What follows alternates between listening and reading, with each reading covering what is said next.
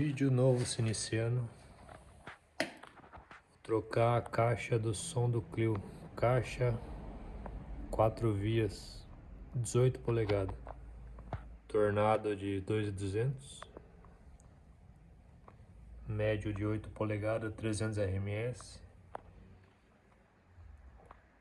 Driver fenólico 75 RMS da QVS. Twitter Inner HST 600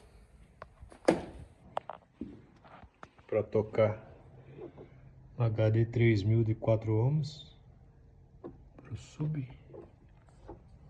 uma banda 1200, fonte 120 amperes, processador de áudio 2436 Bluetooth, uma Taramps aqui pro Twitter. Acompanha aí agora que em novo projeto aí pro Clio.